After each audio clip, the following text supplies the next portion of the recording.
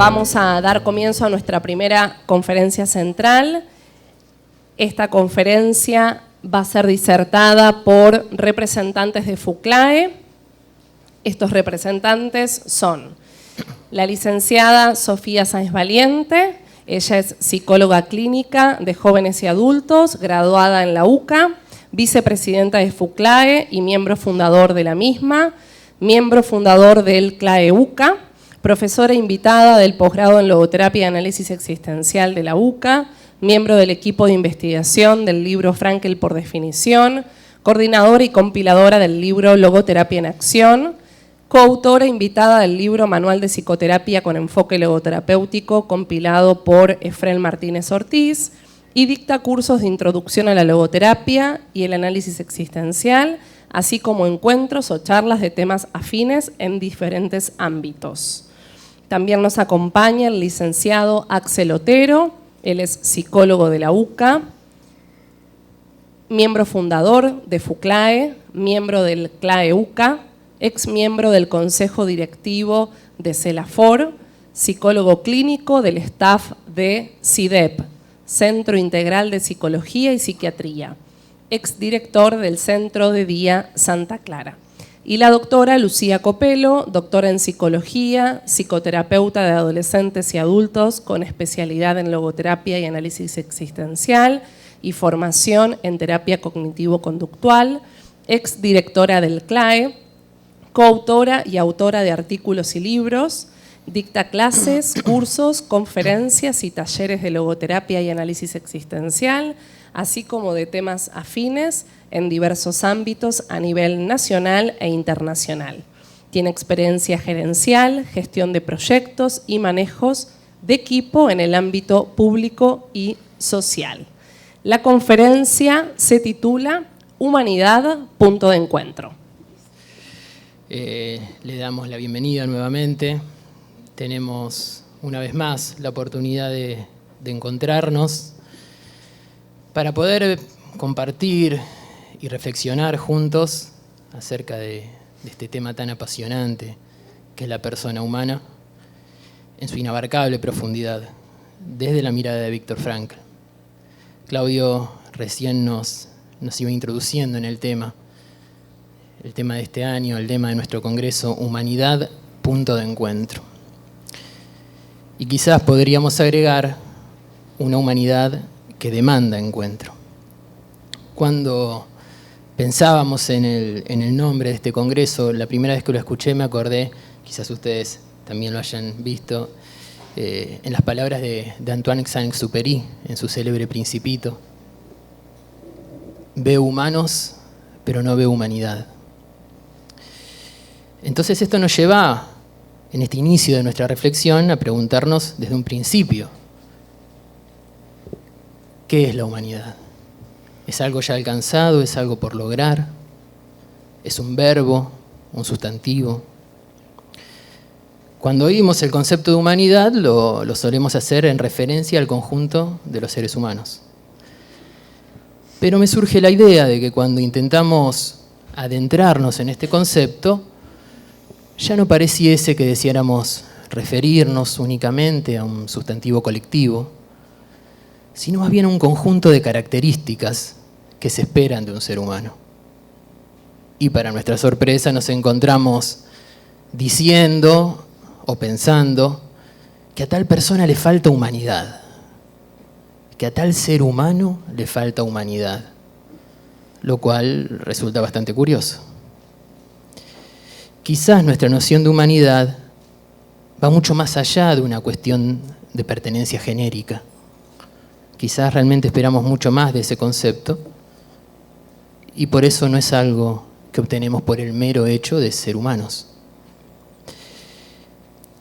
Para el inicio de esta charla empecé a buscar las múltiples definiciones que existían, múltiples ideas que existían acerca de humanidad y uno encuentra cuestiones más o menos como esta. Decíamos, definiciones posibles, algunas de ellas. Un sustantivo referente a un grupo de personas, conjunto de seres humanos que habitan la Tierra, referente a la naturaleza humana, a su esencia, a lo más característico o distintivo del ser humano. aquello que lo distingue del resto de los seres vivos. En estas diferentes acepciones de humanidad, el lápiz se iba afinando y empezábamos a ver que se empezaba a referir a una cuestión que forma parte del ser, algo dentro de las personas. Indudablemente hablar de humanidad es hablar de la raza humana y de sus circunstancias. Guerras, pobreza, igualdad, desigualdad, inclusión, exclusión, religión, globalización, etcétera, etcétera. Empieza a ponernos esto en vereda que tiene que ver con un modo de existir, con la presencia de un elemento distintivo que de algún modo da una forma de existir, un modo humano de existir.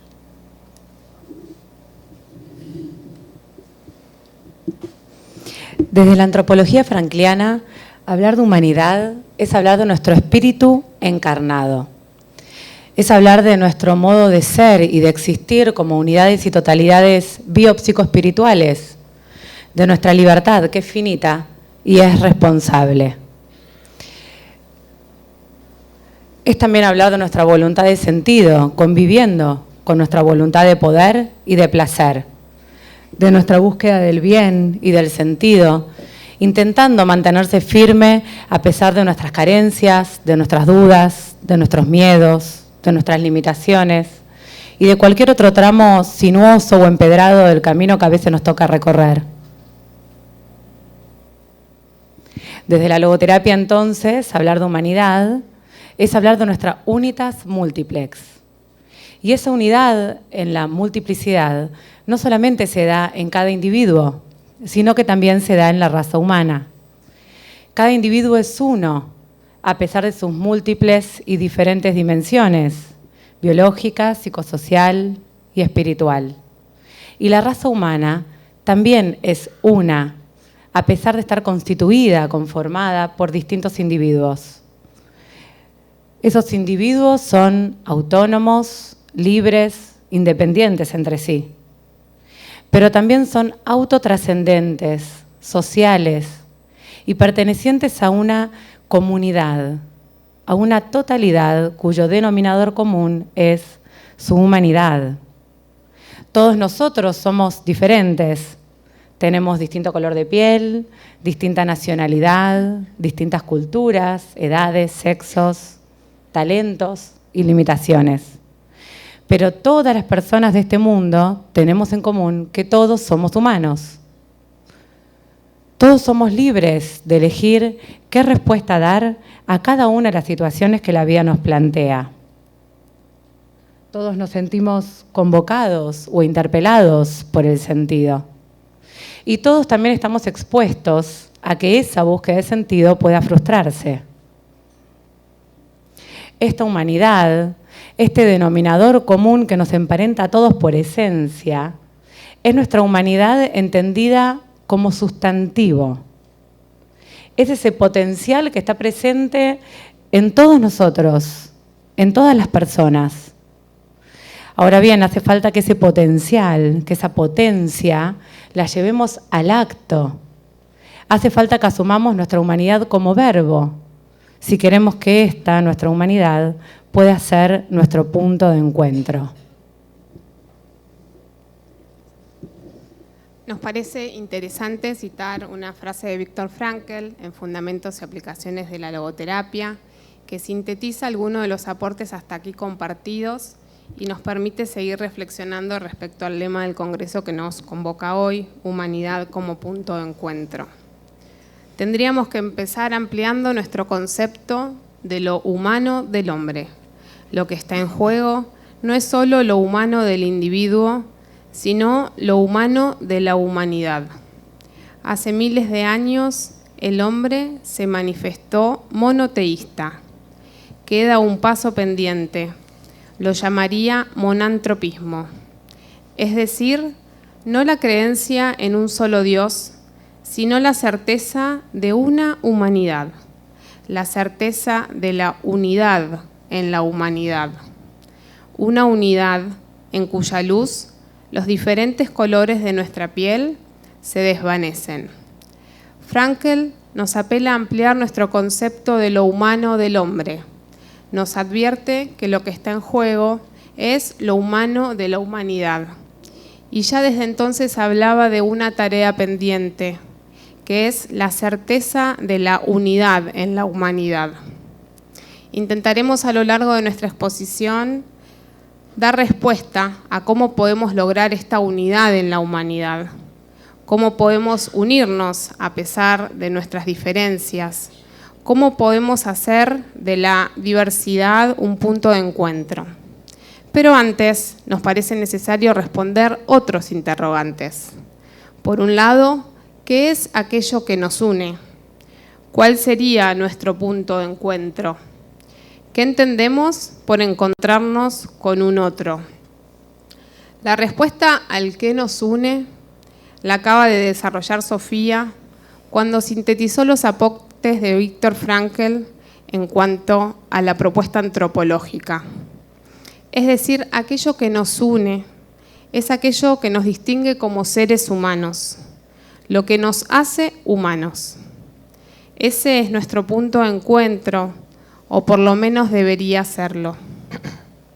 Para reflexionar respecto a qué entendemos por encontrarnos con un otro, me gustaría poder aquí hacer una analogía en relación al encuentro como técnica en la práctica psicoterapéutica. Y aquí me gustaría citar a Domínguez Prieto, quien define el encuentro como un acontecimiento que para él es el más decisivo en la práctica terapéutica. Un acontecimiento que no es de simpatía ni de empatía, sino de inclusión mutua, en donde dos personas se encuentran en mutua presencia fecundante. Él entiende que para que esta presencia fecundante pueda darse, son necesarias dos actitudes que deben darse de manera recíproca. Son las actitudes de acogida y la actitud de donación. Y esto únicamente se da cuando podemos descubrir al otro como persona y cuando lo tratamos como tal.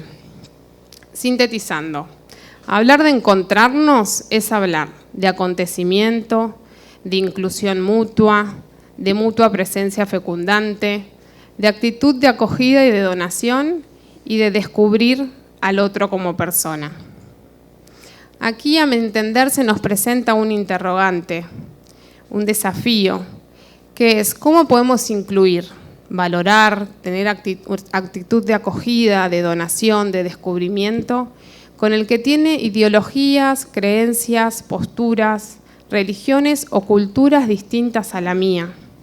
Si muchas veces la convivencia y los vínculos con quienes somos semejantes también es compleja y tiene sus dificultades a la hora de poder vivenciarlos como mutua presencia fecundante. ¿Cómo podemos lograr encontrarnos con quien vive, piensa, cree o siente distinto de mí? Consideramos que la humildad, la tolerancia y el respeto son vías que nos permiten valorar las diferencias no como amenazas, sino como enriquecimiento. Viktor Frankl define al hombre como un buscador de sentido y nos explica que el sentido no se da ni se inventa, sino que se descubre. El sentido puede y debe ser descubierto y realizado. Y nos explica Viktor que para poder lograrlo contamos con nuestra conciencia moral, ¿sí? Que él bautiza como el órgano de sentido. Porque es justamente esta, nuestra conciencia moral, la encargada de señalarnos el sentido que espera ser realizado en cada situación que nos toca vivir. En su libro Ante el vacío existencial, Viktor dice lo siguiente: la conciencia es uno de los fenómenos específicamente humanos, pero no es solo humano, sino también demasiado humano. Está marcada por su sello, la finitud. Entonces, este órgano de sentido, nuestra conciencia moral, es demasiado humana y por ello es finita, es imperfecta. Esto quiere decir que nuestra conciencia puede errar y puede orientarnos equivocadamente en nuestra búsqueda de sentido. Frankel agrega, hasta último instante, hasta el último aliento, el hombre no sabe si ha cumplido realmente el sentido de su vida o si tan solo cree haberlo cumplido. Aún así, aún ante la incertidumbre respecto de si estamos realizando o no el sentido de nuestras vidas, vivimos eligiendo correr el riesgo de escuchar la voz de nuestra conciencia. Esta incertidumbre en la que nos coloca tener una conciencia demasiado humana, susceptible de error, nos desafía no solo a que corramos el riesgo de escuchar su voz, sino que también nos desafía a ser humildes y a ser tolerantes. Víctor lo explica de la siguiente manera. El hecho de que ni siquiera en nuestro lecho de muerte sepamos si nuestro órgano de sentido, nuestra conciencia, ha sido víctima de engaño, significa también que es la conciencia de los otros la que puede estar en lo cierto. Solo puede haber una verdad, pero nadie puede saber si es él y no el otro el que la posee. La humildad significa, por consiguiente, tolerancia. El lema que hoy nos convoca, que hoy nos reunió a todos aquí, es humanidad, punto de encuentro. Lucía recién explicaba cómo es que nosotros proponemos comprender el encuentro. Pero este encuentro no es posible sin dos condiciones necesarias para el mismo, que son la tolerancia, como bien la mencionaba Víctor recién, y el respeto. Podemos definir la tolerancia, según su etimología, como la cualidad de quien puede aceptar. Y si intentamos comprender la tolerancia en relación a la humanidad, podríamos decir que esta implica aceptar que todos somos distintos y que esas diferencias son inherentes a la naturaleza humana. La tolerancia implica reconocer y aceptar la unicidad e irrepetibilidad de cada ser humano. El respeto, por su lado, puede ser definido como el reconocimiento de que algo es digno. Y si algo es digno, por ende, debe ser aceptado y tolerado. Entonces, el respeto es una condición necesaria para ser tolerante con el que es distinto. Y es un valor fundamental si queremos lograr una armoniosa convivencia. Es un valor fundamental para poder lograr una comunidad humana que aspira a ser justa y a enriquecerse a partir de las diferencias. Nosotros de la logoterapia solemos decir que la libertad y la responsabilidad son las dos caras de una misma moneda, ¿sí? En este caso, tolerancia y respeto son las dos caras de la moneda del encuentro.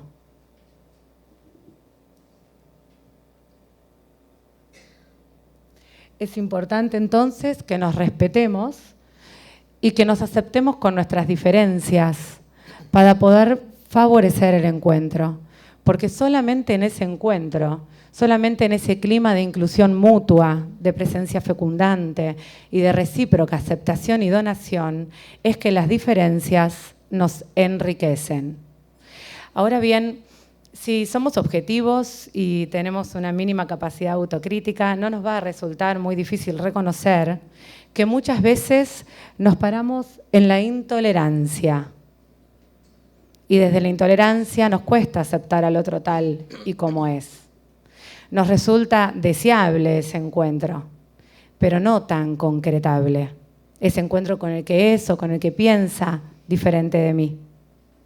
Así, en lugar de poder respetarnos y aceptarnos con nuestras diferencias, muchas veces desde el miedo, otras veces desde una falta de humildad o soberbia o un marcado egocentrismo, nos alejamos del otro, dando lugar al desencuentro.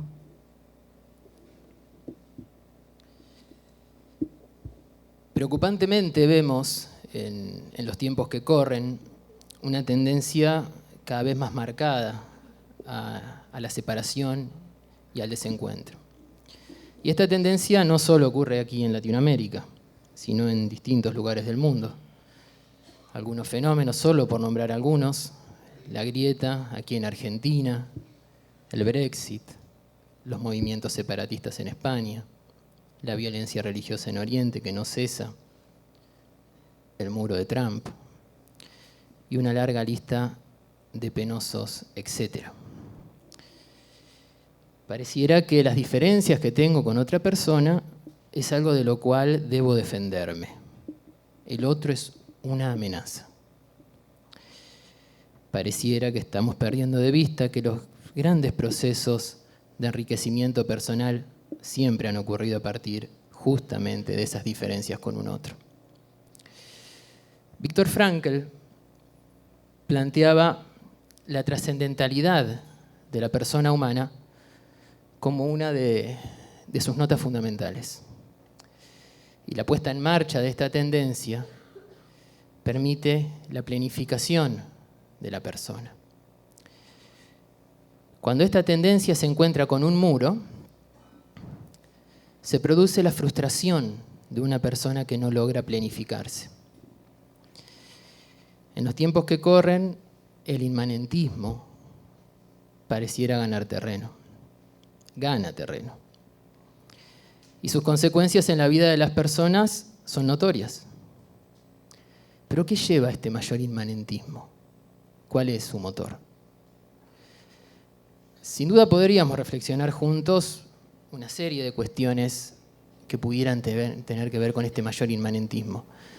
Pero destacadamente cabe hablar del miedo. Como en tantas otras circunstancias de la vida, es el miedo el que aleja a las personas de lo más genuino de su condición. El miedo a perder la propia cultura, la propia identidad. Y en este escenario comienza una búsqueda neurótica del yo soy a partir del yo no soy. Es decir, pretendo encontrarme a mí mismo a partir de lo que no soy en lugar de lo que sí soy. Y desde este punto solo puedo ver diferencias y separaciones.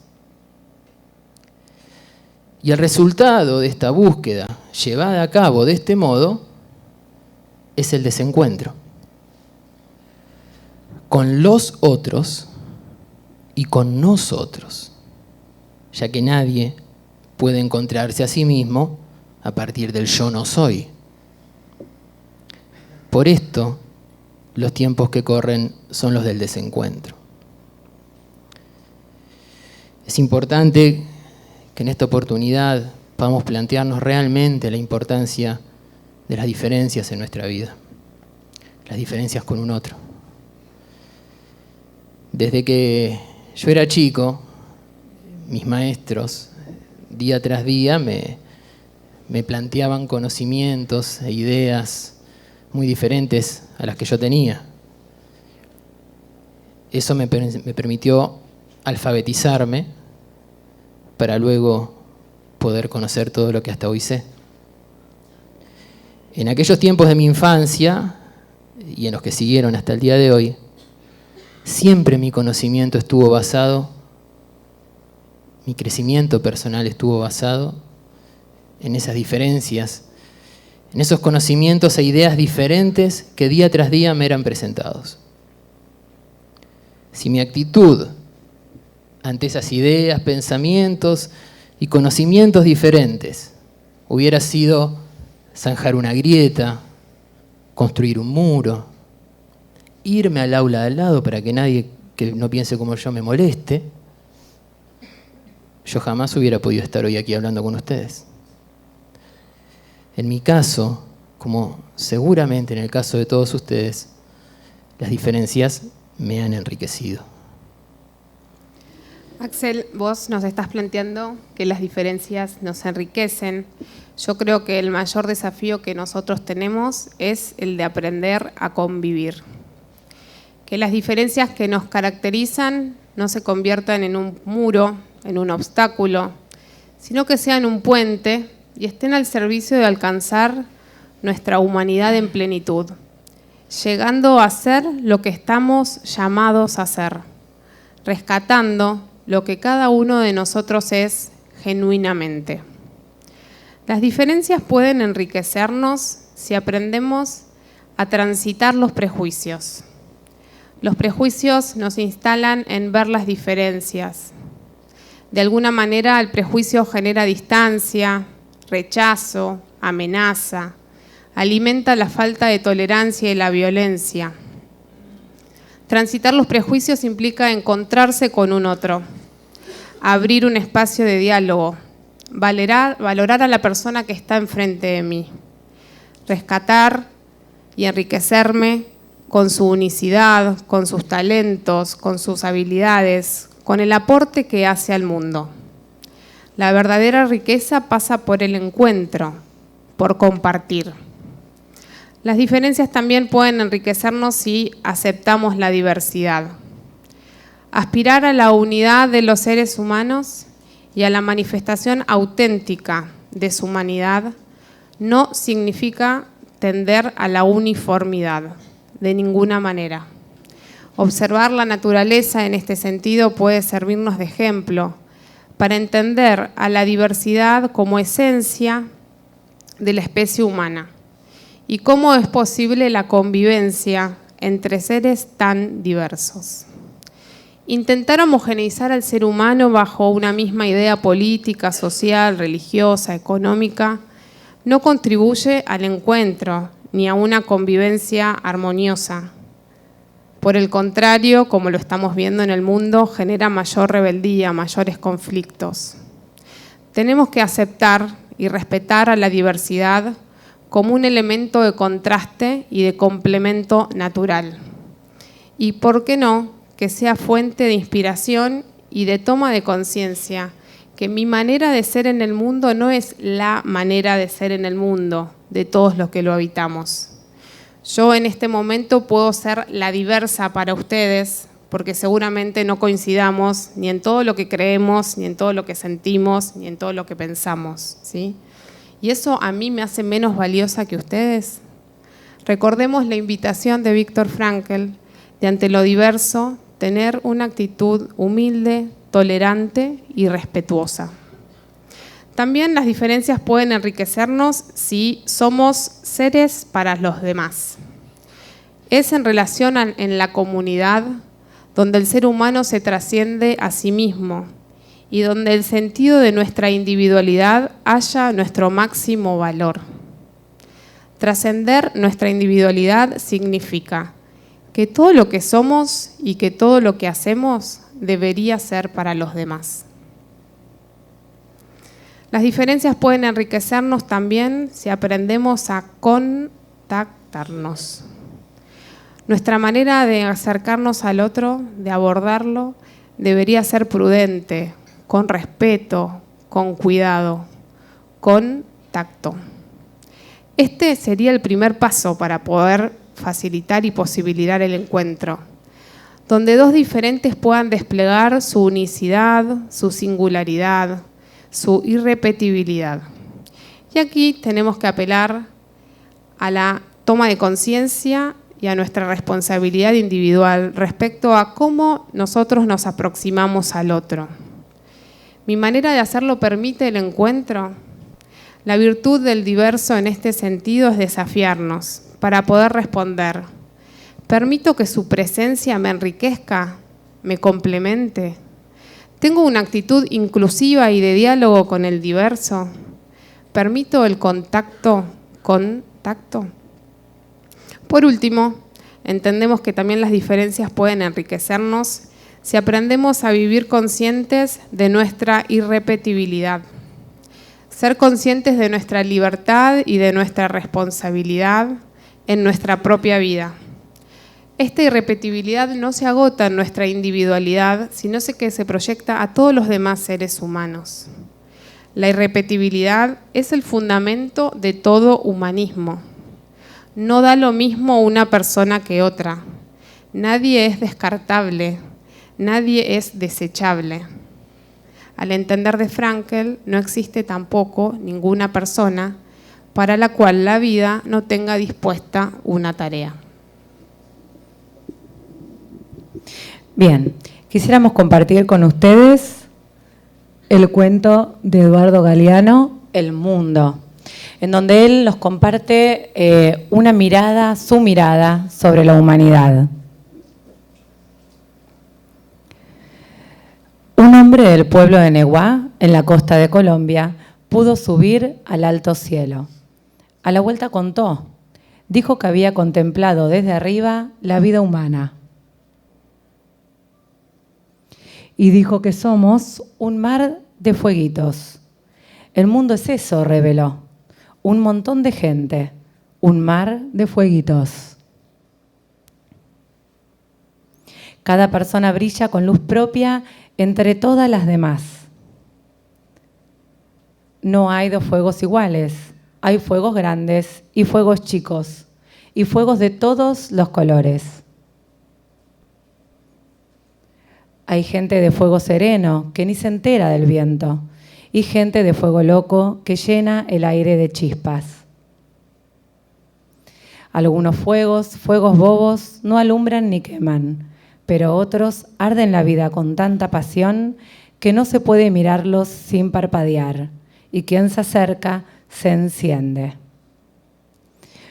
Podemos entonces hablar y comprender a nuestra humanidad como un sustantivo, y en ese caso nos estamos refiriendo a nuestra esencia, a aquello que nos hace únicos e irrepetibles, a esa luz propia que cada uno de nosotros tiene y que Galeano describe en su cuento. Pero esa esencia necesita plenificarse, y en ese caso entramos dentro del ámbito de la humanidad como verbo, porque para plenificarse necesita ser asumida y expresada, y necesita autotrascenderse hacia ese mar de fueguitos. Esa luz propia que cada uno de nosotros tiene necesita o iluminar, o abrigar, o brillar, o encender.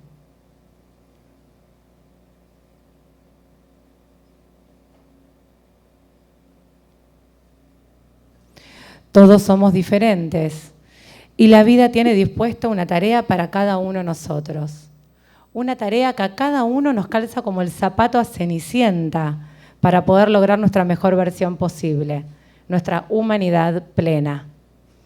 Esa humanidad en algunos casos será chispeante y en otros casos será serena. Y a la vez, esa tarea única e irrepetible que cada uno de nosotros debe realizar forma parte de una totalidad más amplia, de una realidad que nos trasciende. Podríamos hacer la analogía con una orquesta, como la del himno de hoy. A cada uno de nosotros le es asignado un instrumento y cada uno debe aprenderlo, debe aprender a tocarlo, debe aprender a hacerlo sonar plenamente. Pero si prestamos atención, nuestros instrumentos son distintos. Algunos incluso son muy diferentes. En la medida en que cada uno de nosotros asuma el compromiso de hacer sonar su instrumento de la mejor manera posible, estará asumiendo su humanidad. Y si a la vez todos aceptamos y respetamos que todos nuestros instrumentos son diferentes, se nos estaría abriendo la oportunidad de formar, de encontrarnos en una maravillosa orquesta cuya melodía podría verse absolutamente enriquecida gracias a la diversidad. Podemos encontrarnos en la melodía de la humanidad en la medida en que cada uno asuma la responsabilidad de hacer sonar sus notas armónicamente con las notas de los demás. No se trata de tapar el sonido de los otros con el sonido propio, ni tampoco de dejarlos fuera de la orquesta, sino de encontrar entre todos el tempo y el lugar para cada nota en esa melodía planificante. ¿Se imaginan cómo podría sonar la melodía de la humanidad? ¿Se lo imaginan? Bueno, por las dudas que estuviesen medios dormidos y con falta de imaginación, trajimos para compartirles un video en donde podremos escuchar ¿cómo podría sonar la melodía de la humanidad si pudiésemos encontrarnos y enriquecernos con nuestras diferencias?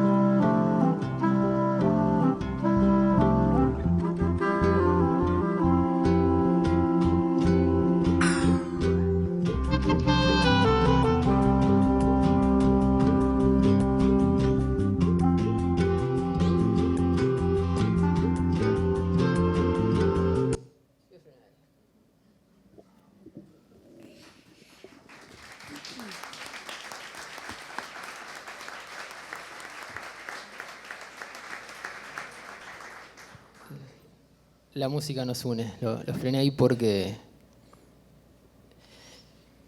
entiendo que sí, la música nos une en una melodía en donde la tolerancia, el respeto, la reciprocidad suenan como sus notas fundamentales. Pero, como todo gran músico, que tiene que afinar su instrumento y su técnica, que realiza cotidianamente una tarea concreta para que esa melodía suene de un modo eficaz. En la melodía de la vida también existe una tarea concreta y cotidiana para que nuestra humanidad se plenifique.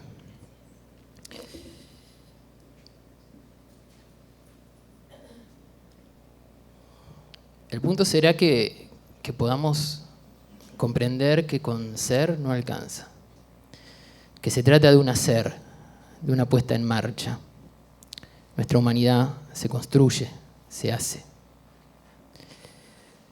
La humanidad como algo a alcanzar. En El hombre en busca de sentido, Viktor Frankl decía: hay dos razas de hombres en el mundo y nada más que dos. La raza de los hombres decentes y la de los indecentes. Ambas se encuentran en todas partes y en todas las capas sociales. Ningún grupo se compone solo de hombres decentes o de indecentes, así sin más ni más. En este sentido, ningún grupo es de raza pura y por ello, a veces se podía encontrar entre los guardias a alguna persona decente. Desde el punto de vista frankliano, esta construcción de la humanidad es una construcción de la decencia, ya que nadie nunca podrá calificar a un acto de indecencia como un acto de humanidad, aun siendo un ser humano el que lo lleva adelante. Y esta es la búsqueda de lo genuino, de lo más verdadero de la persona humana. La falta de humanidad es la expresión de un ser que aún no encuentra aquello que lo constituye como persona. Más adelante, en El hombre en busca de sentido, decía Frankl: nosotros hemos tenido la oportunidad de conocer al hombre quizá mejor que ninguna otra generación. ¿Qué es en realidad el hombre? ¿Es el ser que siempre decide lo que es? ¿Es el ser que ha inventado las cámaras de gas? Pero asimismo, es el ser que ha entrado en ellas con paso firme y musitando una oración. Sin duda, todo lo que nos lleve a planificar nuestra humanidad personal no podrá ser buscado por fuera de la persona, pero deberá ser siempre traducido en una acción, en una disposición, en una actitud. Nunca podrá ser algo dado, algo pasivo, algo inerte. Cuando Irving Yalom hablaba del concepto de responsabilidad, en su libro Psicoterapia Existencial, decía: para cambiar primero hay que asumir la responsabilidad. Uno tiene que comprometerse a una determinada acción. La misma palabra responsabilidad denota esa capacidad. Es respuesta más habilidad. Es decir, la habilidad para responder. El cambio es la finalidad de la psicoterapia y el cambio terapéutico tiene que traducirse en una acción, no en un conocimiento, ni en un ensayo, ni en un sueño. Si el cambio es la finalidad de toda psicoterapia, la humanidad es la finalidad del ser humano. Y como Irving Yalom lo plantea, no podrá ser ni una idea, ni un pensamiento, ni un sueño, sino la puesta en marcha de elementos concretos que se traduzcan inequívocamente en la vida de las personas. Y esta planificación, esta construcción de nuestra humanidad, solo podrá ocurrir en armonía con nuestra tendencia a vivir en torno a valores significativos. Solo cuando una persona se abraza a un valor convocante, la humanidad se hace presente. Y es entonces cuando estaremos llevando adelante la tarea de la humanidad, entendida como un verbo y no solo como un sustantivo. Desde Fuclae deseamos plenamente que este congreso sea un verdadero punto de encuentro.